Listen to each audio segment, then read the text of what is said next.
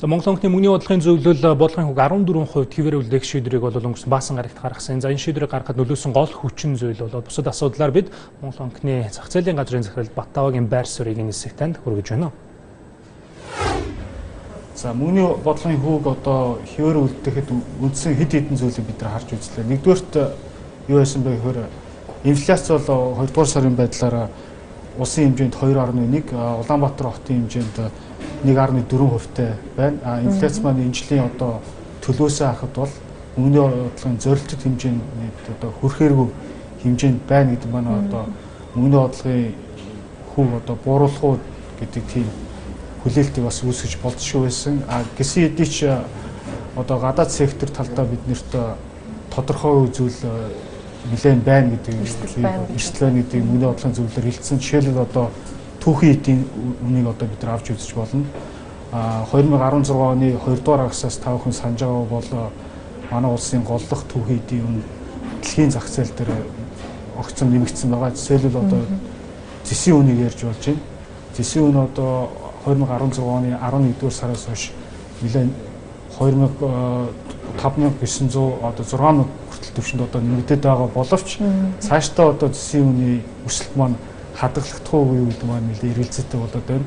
Өнөөдөр бидний харж байгаагаар зэсийн үнийг үдий зэрэгт одоо хөрөж нэмэгдүүлээд байгаа хоёр гол хүчин зүйл байгаа нь болохоор нэгдүгээрт нийлүүлэлтийн талаас өсөлтөө одоо саатал байна. Энийг бол бид нар Чили дэлхийн номер 1 зэсийн уурхай болох Чилийн Эскондидо уурхай дээр гарсан ажил хаялт, хоёрдугаарт нь Индонезийн Грасберг уурхай дээр бас гарсан одоо засгийн газартай үйл олгогдсон байдалтай холбоотой ажил хаялтаас шалтгаалаад зэсийн үн одоо тодорхой хугацаанд нэмэгдсэн байгаа боловч одоо энэ оны үлдсэн хагасд одоо энэ үнийн өсөлт хадгалагдсан хэвээр байх уу гэдэг бас эргэлзээтэй болоод байна. За манай улсын дараагийн голдох түүхийд болох нүүрс төмрийн өдрийн хувьд бол бүгд найрамдах ард улсын зах зээлээс шууд шалтгаалдаг. Сая өнгөрсөн 3 сарын 15 оны өдөр Хятадын ардын их хурл дууссан байгаа та бүхэн мэдж байгаа. Ардын их хурлаар Хятадын ерөнхий сайд Хятадын эдийн засгийн өсөлтийг зорилттой төвшинг 6.9-өөс 6.5 болгож бууруулна гэсэн маань эргээд өөр бас түүхийн эдийн үнд сөргөөр нөлөөлж болох юм а гэдэг тийм бас эрсдэл харагдаж байгаа. За тэгэхээр гадаад талаас ингээд аваад үзэхээр бол түүхийн эдийн үн энэ өсөлт хадгалагдах үгүй гэдэг эрсдэл байна гэж бид нар дүгнсэн. За дотор талдаа бидэрт ямар эрг дүр зураг гарсан байх вэ? Нэгдүгээрт гадаад өрийн дарамтыг бид нар бууруулах арга хэмжээг бол хийж чадлаа. Жишээлбэл өнгөрсөн 2 сарын 19-ний өдөр олон улсын валютын сантай ажлын хэсгийн төвшөнд хөтөлбөрийг ерөөдөө тохирсон байгаа. За үүний дараагаар Хөгжлийн банкны 3 сарын 28-ны өдөр 21-ний өдөр төлөгдөх ёстой байсан 580 сая ам.долларын бондыг одоо 7 жилийн хугацаатай засгийн газрын үн цаасаар солих үйл ажиллагаа олон улсын зах зээл дээр 3 сарын 2-ны өдөр амжилттай хийж иргэсэн байгаа. За мөн түүнчлэн 2 дугаар сарын 22-ны өдөр Монгол банкны дэд ерөнхийлөгч Хятадын ардын банкны дэд ерөнхийлөгчтэй Бээжин хотод хэлэлцээр хийж swap хэвлэлийг дахин 3 жилээр сунгах тохиролцоонд хүрсэн.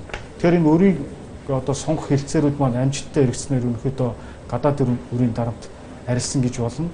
Гэсэн хэдий ч бид нар түрүү хэлсэн түүхийн эдийн үн хадгалах хэсэг эрсдэл маань гадаад сектор талдаа хэвээр байна. Дээрэс нь бид нэр олон улсын валютын сангийн захирлуудын зөвлөлийн шийдвэр, дээрэс нь улсын их хурлаар орж батлагдах ёстой төсвийн тодорхойлолтын асуудлыг харгалзан үзсний дараа ахиж одоо бодлогын хүүг бууруулах уу гэдэг тал дээр хилцгээр одоо тийм шийдвэрийг гаргасан байгаа. Тэгэхээр танаас нэг зүйлийг тодруулчихсан байна л да. За ерөн гадаад секторын хүчин зүйлийг харгалзаж үзэхгүйгээр за орхиод зөвхөн дотоод үзүүлэлтээ аваад үзэхэд эдийн засаг хангалттай хэмжээнд богино хугацаанд сайжирсан гэж үзэж болох. Ер нь бодлогын хүүг өөрчлөх юм одоо нөөц бололцоо бас байсан уу? За гадаад хүчин зүйлээ бид нар авч үзэхгүйгээр зөвхөн дотоод хүчин зүйлээ авч үзэх юм бол инфляцийн төвшин эдийн засгийн өсөлт талаас авч үзэхэд бол бодлогын хүүг бууруулах одоо шаардлага бол гарч байгаа.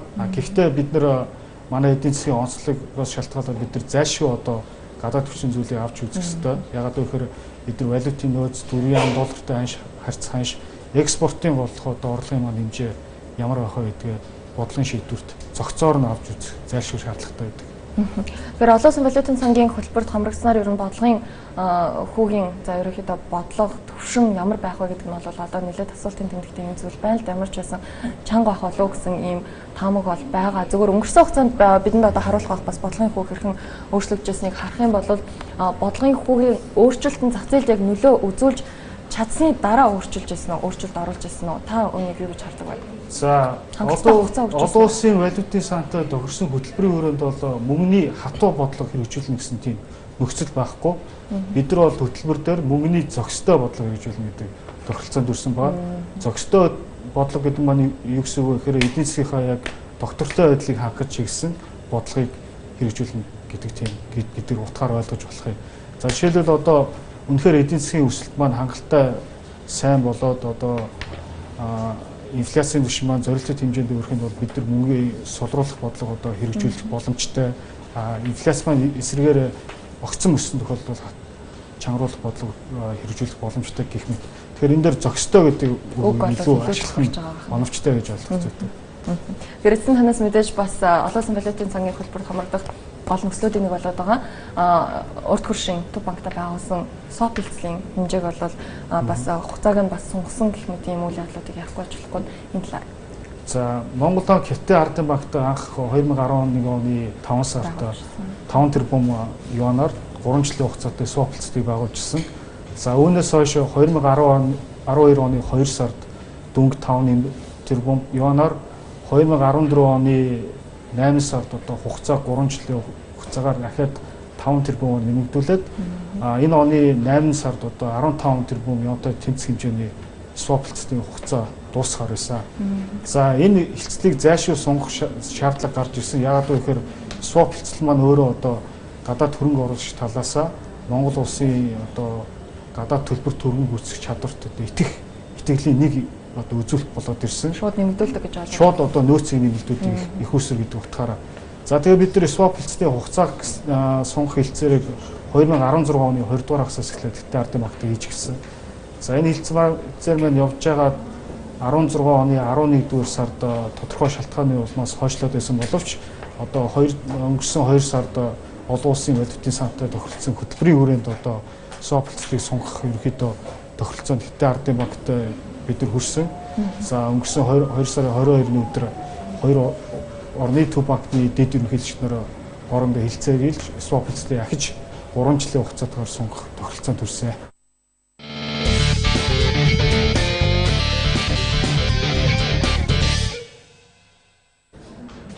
За өнгөрсөн 7 өнөخت Хойд Америкийн кино зах зээл буюу box office-т 2 шинэ кино хүч төрөн орж ирсэн шилдэг 10 киноны жигсаалтад бол огцон мөрчлөлт орсон байна. За энэ талаар болоод бусад мэдээллийг дараагийн хэсэгт үзэгч та бүхэн үргэлжлүүлэн хүлээвээрэй.